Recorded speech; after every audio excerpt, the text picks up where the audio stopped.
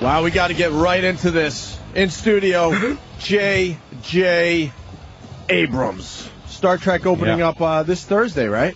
Thursday night. You don't even you don't need to do promotion for this movie. You just slept in today. Dude, yeah, you might as well. The Buzz giant on Star Trek. Oh, really? Amazing. Yeah, have you noticed? You noticed that? I saw a couple of billboards on my way in. I see a couple of commercials. No, I'm terrified. I think the trailer actually was viewed 10, 20 times. So, yeah, my friend sent me a card. He said, "I hope your movie makes $1 million." Like, $1 million. That's horrible. Yeah, that doesn't pay for much as far as movies go.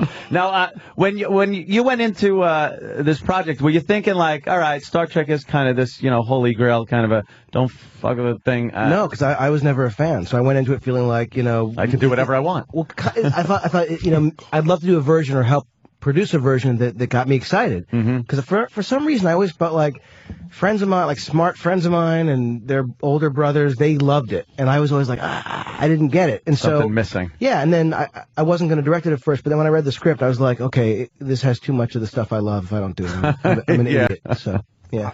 Yeah, and you weren't a fan, so that's kind of odd. Did you have somebody kind of consult you? Because there are certain things that you don't want to screw up. The writers are fans. One of them is just a nut, just a total Trek fan, like massive Trek fan. Were there some instances where things were kind of hit on where it's like, if we do that, it conflicts with...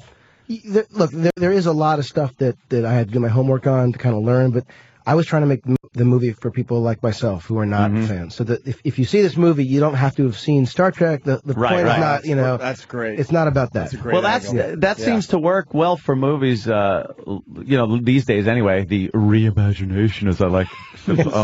If I hear that one more goddamn time. No, I never say that. It's a reimagination. Shut up. I never say it. I hope it holds the integrity that the Pink Panther did when Steve Martin redid it. That's all I care about. Please. Oh, man.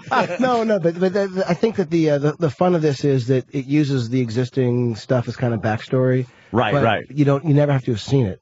Well, that's cool. Okay. The other thing about prequel type things that usually gets me is the technology is a lot better in the past, if you will, because the technology is better in movie making now. Right. So how do you cover that thing where, as they had cardboard sets and... Well, you're literally hitting on the whole thing, because this is not a literal sequel in that regard. I thought the key is to take the stuff that was, that was created almost half a century ago. Yeah. And say, make it relevant.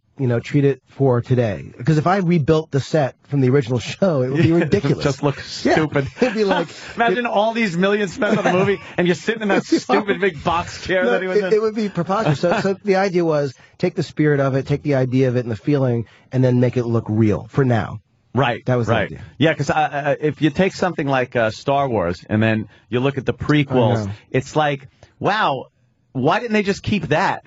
Because then you go to the original Star Wars movie, which is supposed to be later in history, and their stuff was like crap. It's an interesting thing. I mean, it was the dilemma. I mean, the Star Wars movies were literal prequels. Right. This movie is its own sort of timeline, its own world. So this isn't actually a prequel. We don't have that problem of, I don't care how exciting the sequence is. I know that Ewan McGregor lives because I saw Alec Guinness play him.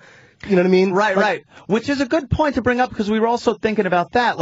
And I never even realized that. Nothing's going to happen to Ewan McGregor. That's right. Because he grows up into Obi-Wan Kenobi. That's right. So you also know that nothing is going to happen to the characters in this movie because... But that's not true, because this is a totally separate timeline. This movie is its own thing that acknowledges the... Oh, wait a minute. That's right. Okay, I'm thinking... Uh-oh. Are we talking Back to the Future rules? Are we reimagining something? Is this a reimagination? Are we currently reimagining? Is this a Biff Tannen goes back and fucks up the timeline? In fact, that's a very different way to look at it, because that's a typical thing where you think, if you get rid of something back there, it'll erase the thing. But this has a sort of, parallel string theory timeline. This is... Okay. So, string theory. That is cool, then. And we're back. Very good. You lost me. Now you ruined the movie for me. String theory. Dude, you screwed it. Don't start with string theory. I don't mean to ruin the film with string theory. Kirk comes out of the closet and Spock hangs himself. That's what my guess is. No. Hey, did you want Shatner to do anything in it? He said no, or did you really not care if he did anything or not? Well, apparently his character died on screen in one of the films. Yeah. And so to bring him back, which we could have done. I mean, it's not like you can't come up with a story to do it. On Alias, every week we brought the dead character back to. But the problem was, honestly, it felt like the gimmick to bring Shatner back. And he was interested in being in the film, but the truth is that he didn't want to do a cameo. I want to be the captain of the Enterprise again. That's pretty good. No, Bill, could you just play a cameo kind of at the... No. I'm the captain of the Enterprise. All or nothing. Well, he's actually, he's such a funny guy. I think he's been sort of using this parody too. It's like bluster, you know what I mean? Showmanship. Yeah. A big deal of it. I don't think he really. Why haven't you guys been able to figure out how to bring back some of these, like a William Shatner, or it happened with the Batman movies? What is it? It just takes you out of the new version of the movie. Oh, well, you know what I mean. Well, Leonard Nimoy is in this movie, and he's in it, and he plays Spock. He plays the same character. He plays Spock. You're very good at that. Spock. Were you a big fan? Yeah, I watched all of them. Oh, yeah. That's slightly eerie what you did. Yeah, I watched all of them. Too bad you didn't do it a year and a half ago. Maybe you would have put some in the movie. Yeah, right, sure. we were casting. The casting. Also, I want to talk about the casting there. Was it difficult? Because, even though, like you said, you didn't see it, a lot of people very familiar with the Kirk character and his idiosyncrasies, his sexual, I'll screw anything that moves kind of a thing. Well, as far as casting goes, did that come into play, that you wanted someone that was a little early Shatner-esque? Well, we didn't want someone who was Shatner-esque, but we wanted someone who had the same kind of, that he had to be, he had to be cocky, he had to macho, be he had to be, fast, and he has to be really smart.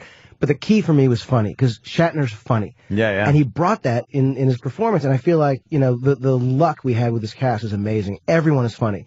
In this, every single person is funny. Even Eric Bana, who used to do stand-up, he's the bad guy. He's funny. He was in Australia. He was a huge stand-up but he played Chopper. I just can't picture him doing stand-up comedy. Isn't that funny? Yeah. Before Chopper, he did stand-up. Yeah, that was his thing in Australia. Big stand-up comedian on TV. And so now it's like, we have this cast. So the whole making of the movie was fun, because the cast was really fun. And the special effects look amazing. The ships and everything, because that's a part of Star Trek that everybody, I think that's half of why you go.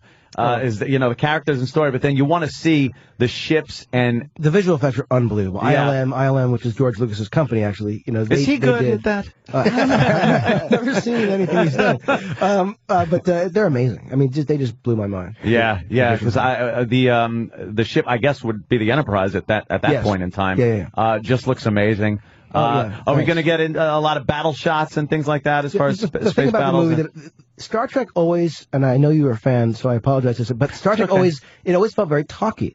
It was always promising action that they didn't have the resources to deliver. It was like, you know what I mean? I always felt like it was a discussion about what might, which, by the way, I get, and that's a good thing, because it means that, you got to be creative. I think it was kind of economics back then, too. That's what it cost a lot of money to show a phaser. No, they didn't have the resources to do it. And so, but I understand, like, when you have limited budget, you actually are forced to be more creative. So that's why people, I think, love the show.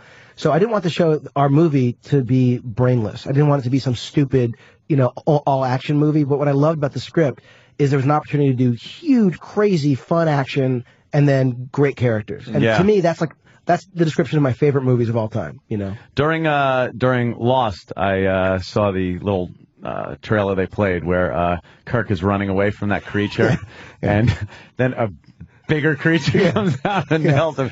And his expressions are very funny. Like, he's not talking. He's just kind of like, oh, my God. And the way he looks back and goes, I'm the smaller fish here. Yeah, he's amazing. That was again, great. Chris Pine is unbelievable, and that sequence on this sort of snow planet was fun to do, because it was almost like a Dr. Seuss kind of thing, because it was like it was ridiculous, then more ridiculous. It got more ridiculous. Exactly, It looks fantastic. Oh, thanks, I couldn't be happier that another in the whole line of Star Trek is coming out, and this one just looks amazing. Oh, right on. Want to talk a little bit about Lost too, because I hear you were involved with that. Came and went, didn't it? That was a fad. I was involved, and the truth is that I left